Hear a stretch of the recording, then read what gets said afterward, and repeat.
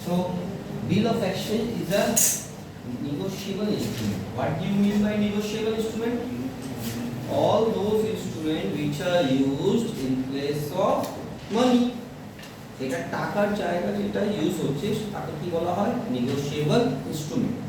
তো bill of exchange is an instrument in writing. এটা written instrument আছে. In writing containing unconditional order to sign by the maker.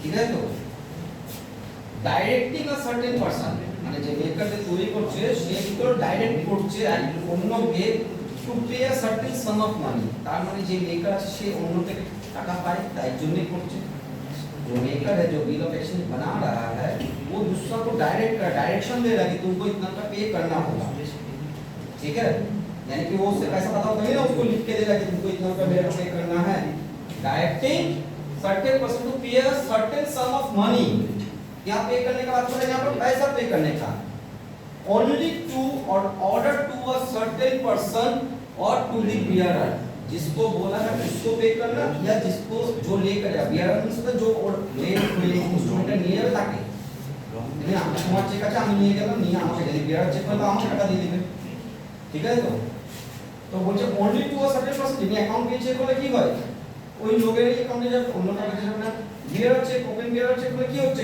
কি যে নিয়ে যাবে যে চেকে যেটা নিয়ে যাবে তাকে টাকা দিয়ে দিবে ঠিক আছে তো ওইভাবে বিল of exchange only to a certain person कि ওই লোককেই পে করতে হবে বা যে নিয়ে যাবে তাকে পে করতে হবে তো বিল of exchange is an instrument in writing containing unconditional order ঠিক আছে এই নাকি কন্টিনজেন্সি আছে যে এটা তো হতেও পারে না অর্ডার দেওয়া হয়েছে কেন করতে টাকা পায় তার অর্ডার দেওয়া হচ্ছে directing a certain person to pay certain some of money ওতে টাকাটা লেখা থাকবে এই টাকাটাই মানে খালি যে টাকাটা মানে আগে থেকেই লিখা থাকে সার্টেন থাকবে only to or order to a certain person যে লোককে দেওয়া আছে তার নামও লেখা থাকবে বা bearer of the instrument যে নিয়ে যাবে इंस्ट्रूमेंट मतलब वो डॉक्यूमेंट्स को लेकर जाएगा उसका इसमें ये बात बोला है section 5 of the negotiable instrument act तात्पर्य कि अल्टीमेटली बोलने के बाद वही आया कि बिल ऑफ एक्सचेंज क्या है निगोशिएबल इंस्ट्रूमेंट एक्ट है क्यों क्योंकि पैसा की जगह में बिल दे दे रहा है अगर किसी का ड्यू है तो उसको पैसा की जगह क्या दे दिया बिल दे दिया तो अल्टीमेटली सेम काम कर रहा है अब parties involve bill of exchange में कितना पार्टी इन्वॉल्व होता है तो ड्रॉर जॉय पे ठीक है drawer is the person who makes और writes the bill of exchange जो बना रहा है बिल ऑफ एक्सचेंज जो डॉक्यूमेंट्स तैयार किए ठीक है तो joy is a person on whom bill of exchange is drawn जिसके नाम पर बना रहा है जैसे सोचो mister X sold goods to Mr. Y ठीक है for rupees 10,000 ठीक है अच्छा डेफिनेशन हो गया तो डेफिनेशन बुझते পারলে Mr. X sold goods to Mr. Y for rupees 10,000 and draw a bill ठीक है तो for 3 months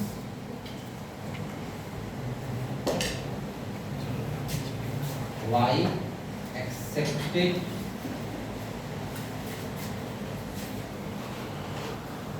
it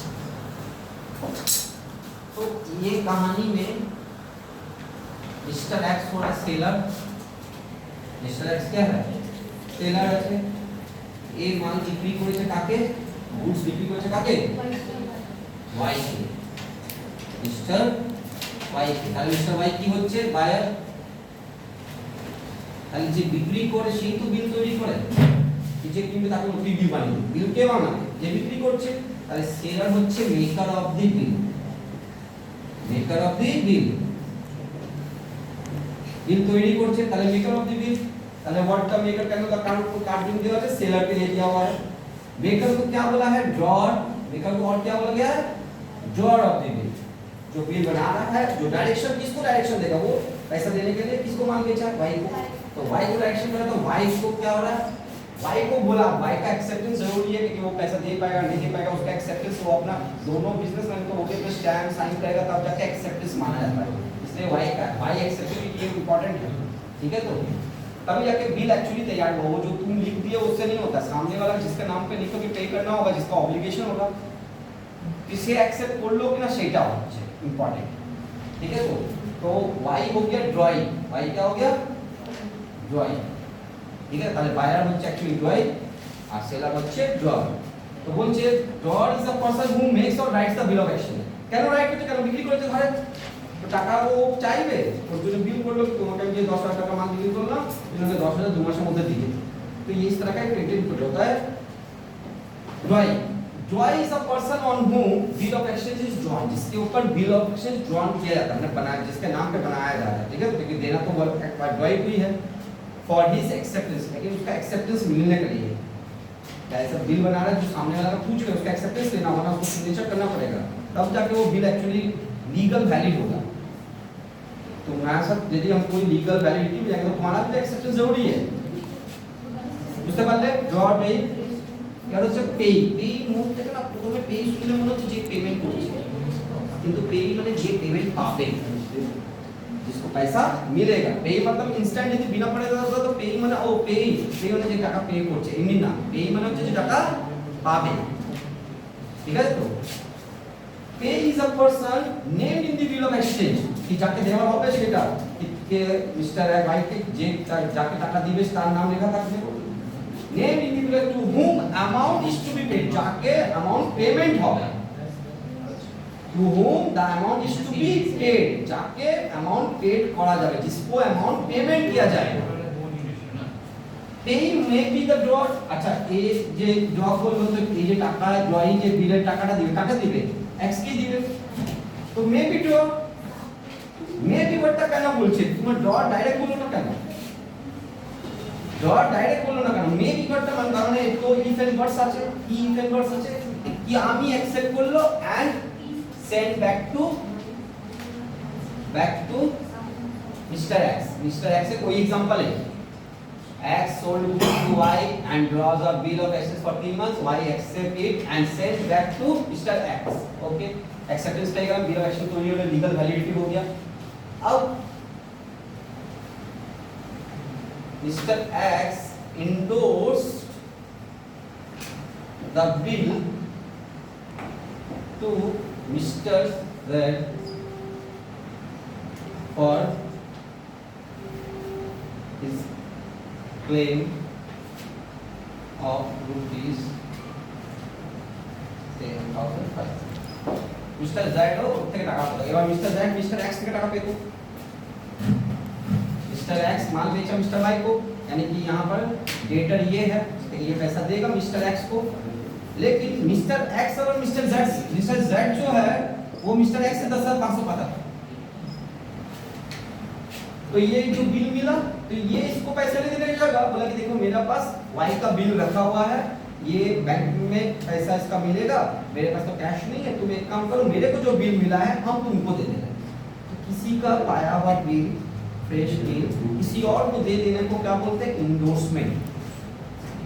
অন্য বিল তুমি আমাকে তোমাকে মাল বিক্রি করলাম, তুমি 10,000 টাকার আমাকে একটা বিল দিবে, বিল অফ এক্সচেঞ্জ অ্যাকসেপ্ট মানে আমি তৈরি করে তোমাকে সেন্ড করি, তুমি নিজে সাইন করবে, মানে আলটিমেটলি ঘুরে ফিরে তখন আমি বিল রিসিভ করি। তোমাকে যে আমি প্রথমে তৈরি করে লিখে দিলাম এটাতে বিলের কোনো এক্সিস্টেন্স হয় না, এক্সিস্টেন্স তখনই তৈরি হয় যখন তুমি এটাতে সাইন করে আমাকে রিটার্ন ব্যাক করছো, তার মানে আমি রিসিভ করছি, তখন জেনারেলি স্টার্ট হয়।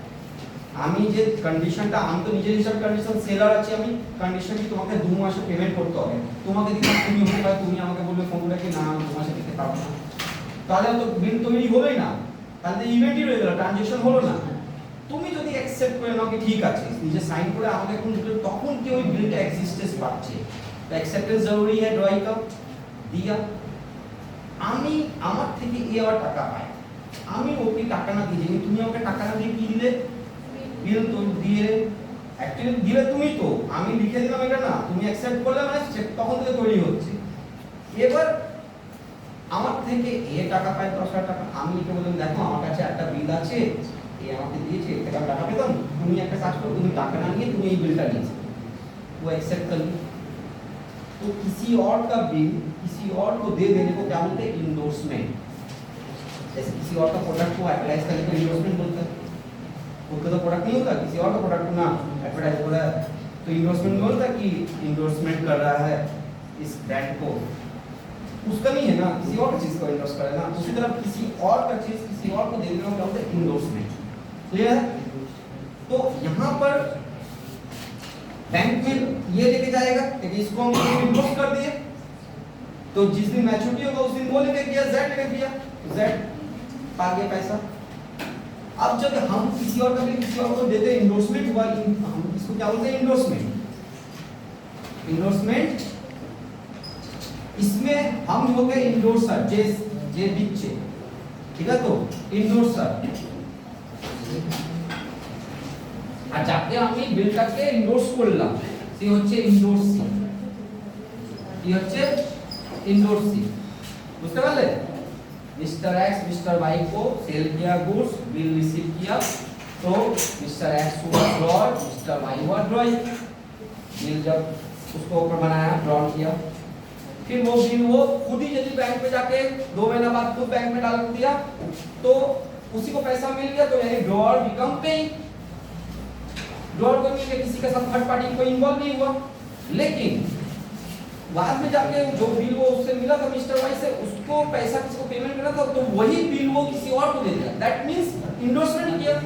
In that case mister x क्या हो गया? इंडोर्सर, और मिस्टर जेड क्या हो गया? इंडोर्सी। तो मैच्योरिटी डेट में मिस्टर जेड जाएगा बैंक में, মিস্টার জেড ব্যাংকে গিয়ে টাকাটা পাচ্ছে, তাহলে এই সময় পে চেঞ্জ হয়ে গেল না? এবার endorsee become payee, not drawer become payee. তাই জন্য এদিকে ওয়ার্ডটা লেখা আছে payee is the person name in the bill to whom the amount is to pay. Payee may be the drawer himself. Drawer নিজে হতে পারে, যে আমি ইনভেস্ট করতাম তো টাকাটা আমি পেতাম, মিস্টার এক্স পেত, ঠিক আছে? Or any third party, or any third party কবে হবে? যখন ইনডোর্সমেন্ট হবে। তাহলে ওই থার্ড পার্টির নাম কি আছে? ইনডোর্সি। তাহলে পেই কারা কারা হতে পারে? ড্রয়ার হতে পারে, যে নিজেই ইস্যু করেছিল সেটা, ঠিক আছে তো, বা ইনডোর্সি হতে পারে। বুঝতে পারছো? Type of bill of exchange. Bill of exchange অনেক ধরনের হয়, বাট অন্য বিল যেটা টাকা ইউজ বিল অফ এক্সচেঞ্জের মধ্যে পড়ছে, বাট আমাদের অ্যাকাউন্টিং পয়েন্ট অফ ভিউ থেকে 11 এর মধ্যে আপনাদের বলছি basically there are two types of bill of exchange. One is trade bill, another is accommodation bill. Accommodation bill তোমাদের সিলেবাসে নেই, বাস জাস্ট ডেফিনিশন বোঝাবো। ট্রেড বিল নিয়ে আমাদেরকে বোঝাবো। ट्रेड बिल হচ্ছে আ বিল অফ এক্সচেঞ্জ, মানে একটা documents.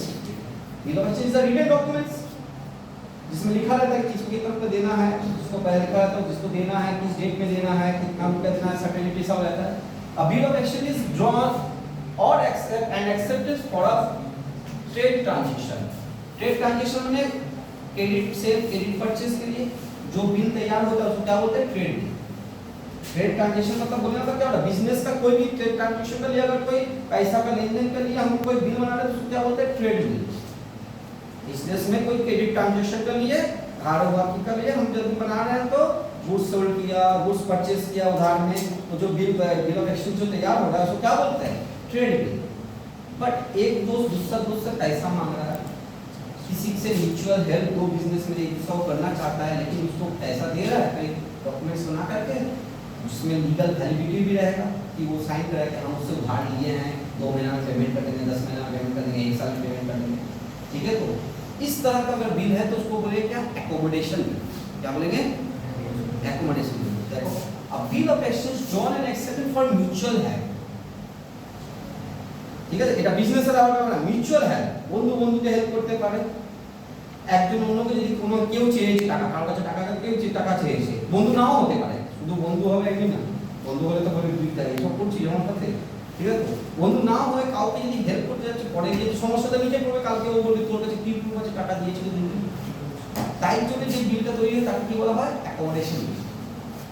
So a bill of exchange drawn and accepted for mutual help। Mutual হেল্পের জন্য যে বিল drawn হচ্ছে, অ্যাকসেপ্ট হচ্ছে, তাকে কি বলা হয়? অ্যাকোমোডেশন বিল। বুঝতে পারলে? আর যেটা ট্রেড ট্রানজ্যাকশনে বিজনেসের ট্রানজ্যাকশনের জন্য যে বিল তৈরি হচ্ছে তাকে কি বলা হয় ট্রেড বিল। আমাদের 11 এর সিলেবাসে ট্রেড বিল আছে, অ্যাকোমোডেশন বিল নেই। ঠিক আছে, তাহলে আমরা এরপরে ট্রেড বিল নিয়ে করছি। ট্রেড বিলে এই অ্যাডভান্টেজ বলছি। এখন বিল অফ এক্সচেঞ্জ অ্যাডভান্টেজ হচ্ছে ট্রেড বিল মানে জেনারেলি কোনো ট্রেড বিলে করব। এখন আমি বিল অফ এক্সচেঞ্জ ইন টোটালিটি তে বলছি অ্যাডভান্টেজ। এই ট্রেড বিলের মধ্যে কি কি অ্যাডভান্টেজ আছে, অ্যাকোমোডেশন বিলটা হবে সিলেবাসে নেই, ওইজন্য ইগনোর করব। ট্রেড বিল অ্যাডভান্টেজ হচ্ছে purchase and sale of goods on credit. ধারে বিক্রি কেনা কারণ ধার বিক্রি করবো, যদি আমার কাছে একটা লিগ্যাল প্রুফ না থাকে কালকে ও টাকা নাও দিতে পারে। একটা বিল অফ এক্সচেঞ্জ নেম দিলে কি হচ্ছে একটা লিগ্যাল ভ্যালিডিটি হয়ে গেল, ওর সাइन करा और स्टैम्प देवा আছে ওর बिजनेस में। तो हम उसको माल बेचने में बोला ठीक है हम माल आपको जितना का बताइए बेच देंगे, लेकिन आपको बिल ऑफ एक्सचेंज एक्सेप्ट करना होगा। जैसे बिल ऑफ एक्सचेंज एक्सेप्ट कर ले तो हमारे पास एक लीगल डॉक्यूमेंट्स चाहिए, कल वो पैसा ले जाएगा हम कोर्ट में उसके ऊपर केस कर सकते हैं। तो इससे क्या होता है बिजनेस करने में सुविधा हो, उधार देने में सुविधा हो। इसलिए ट्रेड बिल क्या हो रहा है हेल्प्स इन गुड्स परचेज और sold on credit.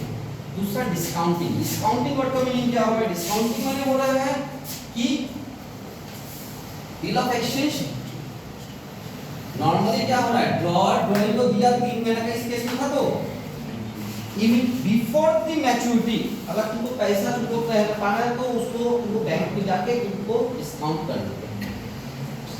If the drawer wants to make payment of bill of exchange before the maturity date, क्योंकि वो तो वादा किया 3 महीना बाद देंगे, अब तुमको 1 महीना बाद ही पैसा जरूरत पड़ गया। If a drawer wants to make payment before the maturity date, तो उसको पैसा जरूरत है, इमीडिएटली कोई नीड हो गया, उसको पैसा जरूरत है, तो he or she can take the money from bank by discounting the bill। ठीक है, in cash का bill of exchange, that means he discounting the bill of exchange before maturity date। ठीक है, from the bank ये bank तुम्हारा একটা legal documents तो bank देखते তোমাকে টাকা দিয়ে দিবে, কিন্তু ব্যাংকের কি লাভ, ব্যাংক তোমাকে যে টাকা দিচ্ছে 10000 টাকার বিল আছে 10000 টাকা তোমাকে যদি দিয়ে দেয় তাহলে ব্যাংকের কিছু লাভ হবে না। ব্যাংক একটা বিজনেস ট্রানজ্যাকশন করার জন্য আছে বসেছে, তোমার তো এমনি সোশ্যাল সার্ভিস করার জন্য নেই। ব্যাংক কি করবে তার জন্য তুমি চার্জেস কাটবে, সেটাকে বলা হয় ডিসকাউন্টিং চার্জেস। কি বলা হয়, তো দেখো ভাবো আমার আছে 12000 টাকা বিল ছিল, ঠিক আছে, তো 3 মাস তো এই ফর্মুলা ডিসকাউন্টিং চার্জেস কে বের করার ফর্মুলা কি হচ্ছে ডিসকাউন্টিং চার্জেস। এটা ফর্মুলা হচ্ছে amount into rate into remaining period divided by 12। তো আমার 12000 টাকা বিল, ভাবো আমি কার থেকে আমি 12000 টাকা বিল পেয়েছি 3 মাসে, তা ব্যাংকে গিয়েছি আমি ডিসকাউন্টিং করতে, ব্যাংকের রেট অফ ইন্টারেস্ট 10%, কত, তাহলে অ্যামাউন্ট ইনটু রেট 10% 10/100। আমি 1 মাস পরে গেছি, ताले इनटू की करो, अमाउंट तो लिख दिया 12000 का बिल था, रेट बैंक का 10% डिस्काउंटिंग रेट है 10% बिल था 10/100। আমি গেছি 3 মাসের বিল আছে, 1 মাস পরেই আমার টাকা প্রয়োজন হচ্ছে, আমি 1 মাস পরেই গেল, 3 महीने का बिल है, 1 महीना बाद ही मेरे को पैसा जरूरत पड़ा, हम 1 महीना बाद गए, तो क्या होगा 3 लिखो 2 लिखेंगे 2 लिखो 2 होगा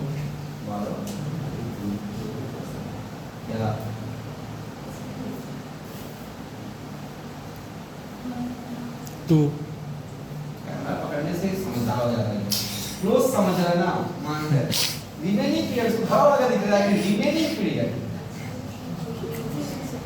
कि 3 महीने का बिल था, 1 महीना बाद गया, तो रिमेनिंग कितना महीना बचा हुआ है 2/12 ना,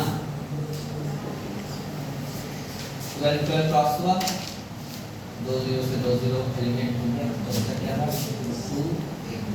200 रुपया चार्ज काटेगा, तो तुमको बैंक 4000 दे देगा, 200 से काट लिया, 2 महीना बाद बैंक जाकर ले लेगा पैसा, तो बैंक का 200 रुपया का इनकम हो गया।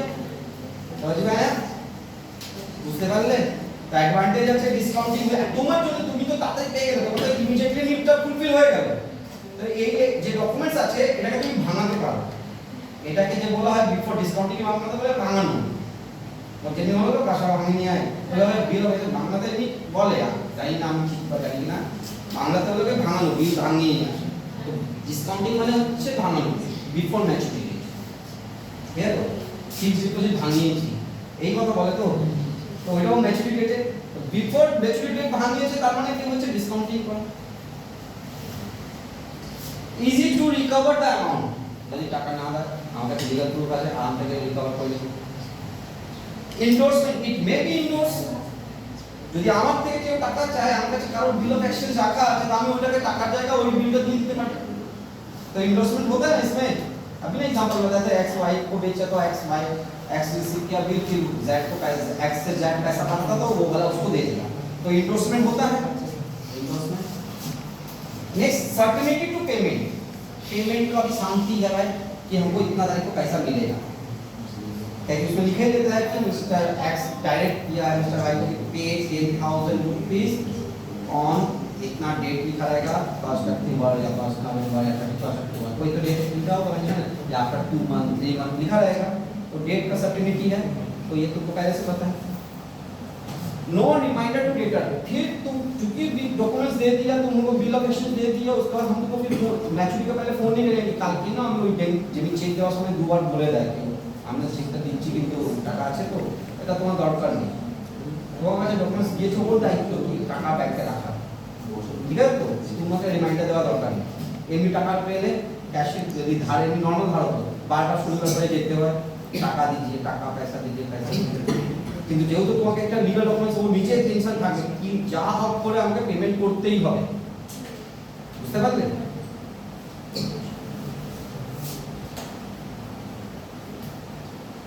No reminder to debtor convenient means of trade remittance remittance जो होता है पैसा लेनदेन का ये एक कन्वीनिएंट मीन है कन्वीनिएंट मतलब स्मूथ आराम से हो जाता है ठीक है तो और valid evidence of debt court में जाके तुम ये डेट का एविडेंस के हिसाब से दिखा सकते हो कि हम उसको उतना पैसा उधार देते ये वाला वहाँ एक एविडेंस का काम में आता है बोला एडवांटेज समझ में आया